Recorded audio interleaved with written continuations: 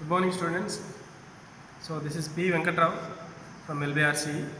So as a part of a virtual demonstration of lab experiments from our department, so here I am going to explain the lab experiments for analog communications lab and that too hardware experiments. So here I am going to explain the another experiment in the analog communication lab, that is SSB, that is single sideband modulation. So this single sideband modulation is one of the modifications for amplitude modulation. So here the name indicates it is a single sideband modulation, means so at the output of the modulated signal it contains only a single sideband. So other sideband and the carrier both are eliminated or suppressed in this SSB modulation. So in this demo video I am going to explain what is a single sideband modulation and how it is different from amplitude modulation and DSB modulation, and also I will explain the difference in terms of mathematical equations and implementation and output waveforms, and after that I will explain the circuit connections and the kit connections, how do you generate the SSB modulation, and what is the relation between DSB and SSB modulation in terms of generation of the signal, and I will also show how the output waveforms are displayed in the CRO, and based on the output waveforms we will see how to understand the waveforms and how to analyze the waveforms. Okay. So before going to understand this particular kit and circuit connections and output waveforms, first of all you should have some knowledge on what is SSB modulation and what are the mathematical equations, and based on the mathematical equation only the circuit or IC connections are designed.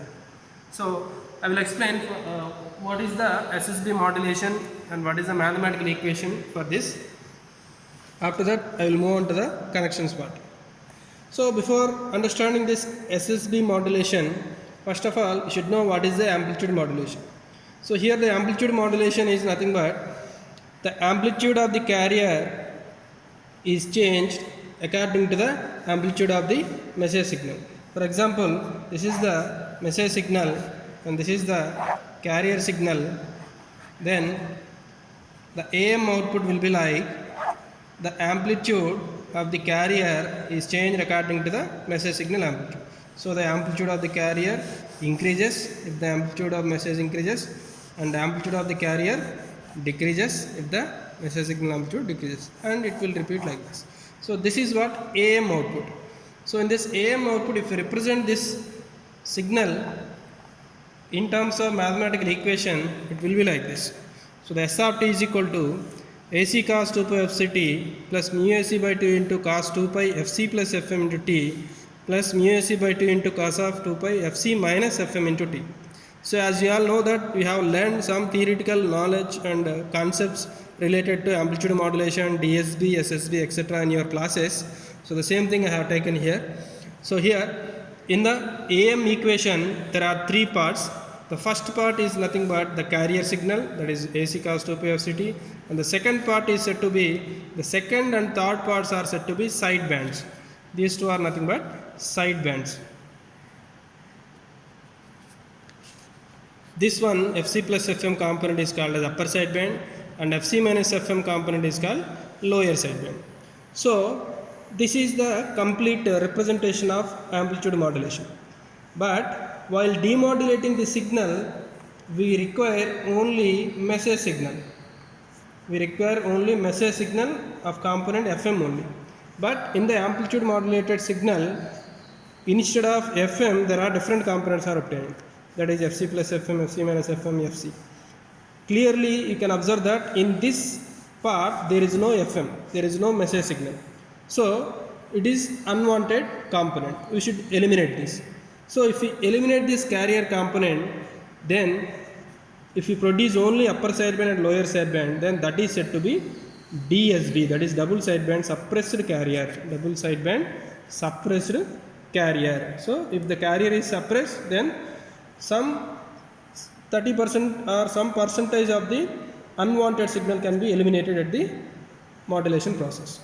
Again, in the upper sideband and lower sideband, Fc plus Fm and Fc minus Fm, both these sidebands contain the message signal component. So here also it is containing FM, here also it is containing FM. That means in both the sidebands, message signal component is there. So that means by using any one of the sideband, we can able to demodulate the message signal. That means for the demodulation or for the modulation process, only one sideband is enough. That means if we can produce any one of the sideband only in the modulation process, that is said to be single sideband modulation. That means in single sideband modulation, it produces either LSB or USB only, either of these two only. For example, what is the equation for SSB? So in SSB equation, you may get either this component or this component multiplied with some constant value. Suppose this is some constant value into cos of 2 pi Fc plus Fm into T. If it is Fc plus Fm, then that is said to be upper sideband. So only SSB output contains only one sideband, that is USB. Or you may get lower sideband, that is Fc minus Fm component. Of course, if you can expand this, suppose if you expand cos of 2 pi Fc plus Fm, cos A plus B, that is cos A cos B plus sin A sin B. Or if you expand this cos A minus B, you may get another expansion like this. So based on this equation, our circuit is, our SSB IC circuit and kit is designed. So based on this circuit equation only, we are going to connect. Okay. Now once again look at this equation. There are two components, cos components and sine components. This is carrier and this is message. Once again this is carrier and this is message. That means one message, one carrier, and another message and carrier. So therefore there are four components. Four components are four signals are required in order to generate SSB waveform. So how these four signals are given here? So look at this circuit diagram. So in the circuit diagram, as I mentioned in the equation, there are two message signals and two carrier signals must be required. So here this is what the message signal part. So message signal 1, message signal 2, and this is the carrier signal part, carrier signal 1 and carrier signal 2. So like this, based on these four components, we can able to generate that mathematical equation. So this is what the mathematical equation. This can be generated based on these four input parameters. For example, let us say this is cos 2 pi FMT and this is FM plus 90 degrees. That is, for this, if you apply 90 degrees phase shift, this cos becomes sine. Similarly, this is considered as 2 pi FCT, cos 2 pi FCT. If it applies to 90 degrees phase shift, it becomes sin 2 pi FCT. That means this is from these two inputs, one is a sinusoidal, other one is a cos. One is sine, other one is cos. Okay. For example, in this equation, so cos 2 pi FCT, cos 2 pi FMT plus 2 sines. So like that means this is cos 2 pi FMT, cos 2 pi FCT. So from these two, if you multiply this, so here multiplication means a DSB generator or a balanced modulator. So these two are multiplied here, generate one component. Similarly, sin 2 pi FMT, sin 2 pi FCT are multiplied here based on balanced modulator or DSB generator. Then another component will come. If we add these two, you will get SSB output as a upper sideband. Of course, if you use a different subtractor, then you will get a again SSB output but with a lower sideband. So this is the circuit connection process and the generation of SSB output based on this or mathematical equation what we have learned in the classes. Now I am going to start the connections. First, observe the message signal in the CRO.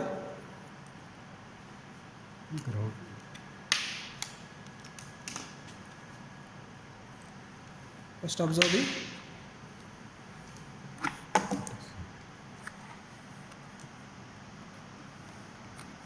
the message signal in the CRO. There we can clearly observe the message signal.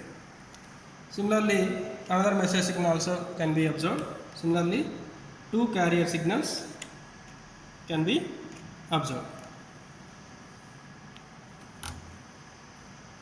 Okay, this is what the carrier signal, because it is a high frequency. So now I am going to connect this. How can you connect? Based on the mathematical equation what I have explained earlier. So based on that connection, based on that equation, you can connect. So first connect without phase shift component, that is 0 degrees component, to the one balanced modulator, and connect 90 degrees phase shift components to another balanced modulator. That means you can say that these two are cos and these two are sine components. So that these cos components are product and output is getting at the output of DSB generator. That means two DSB outputs are generated here. You can clearly observe the two DSB outputs here. This is one DSB output.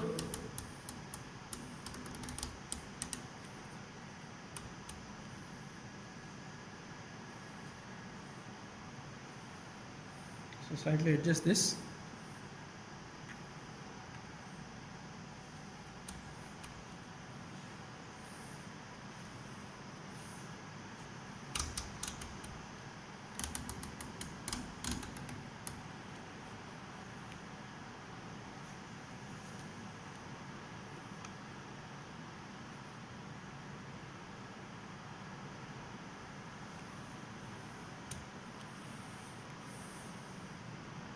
Slightly adjust this time division and volt per division knobs, so that we will get a DSB waveform. So the DSB waveform must be having equal peaks, then only it is said to be a balanced modulator output or DSB output. So here also once again check the another DSB output. So once again this is also having equal peaks waveform. So if you closely look at this, inside these envelopes there will be some sine waves oscillating inside this. Next, connect this two DSB components to the adder. Connect these two DSB components to the adder, and finally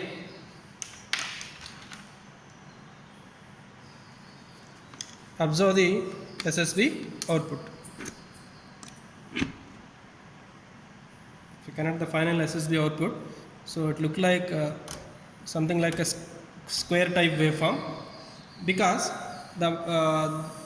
these two are the DSB waveforms. So both are summed up together with respect to the instantaneous time value. So after the summation you will get another type of waveform which is a single sideband waveform, so which is similar to a sinusoidal waveform or a triangular waveform, because at the output it will contain only single sideband only, single band only.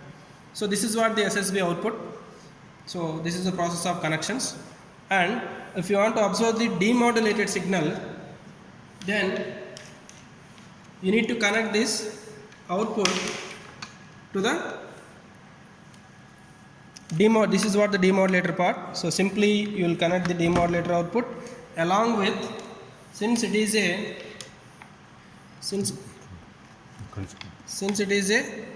coherent detection. So as I explained in the DSB output or DSB experiment, in the coherent detection you must connect modulator output along with carrier signal. You can connect any carrier, no problem. Okay, so along with the carrier what we are using in the input, that carrier you must connect to the demodulation along with the modulator output, then only that is said to be coherent detection. So finally if you connect this AR probe to the output, you will get demodulated output. So connect this also, demodulator output to the low pass filter. So finally after the low pass filter operations you will get a perfect sine wave at the output of the demodulation. So this is what the demodulated output of SSB. So finally this is the demodulation output. So we need to compare this demodulation output to the message signal. So the message signal frequency and the demodulation signal frequency must be same, but of course the amplitude can be reduced. So this is the complete explanation of SSB modulation. What is SSB modulation? What are the mathematical equations? How to understand the equations? and how to convert that equations into circuit layout, and based on the mathematical equation how you are connected the circuit diagrams and kit, etc. Everything I have explained, and this is what the single sideband modulation and demodulation. Thank you.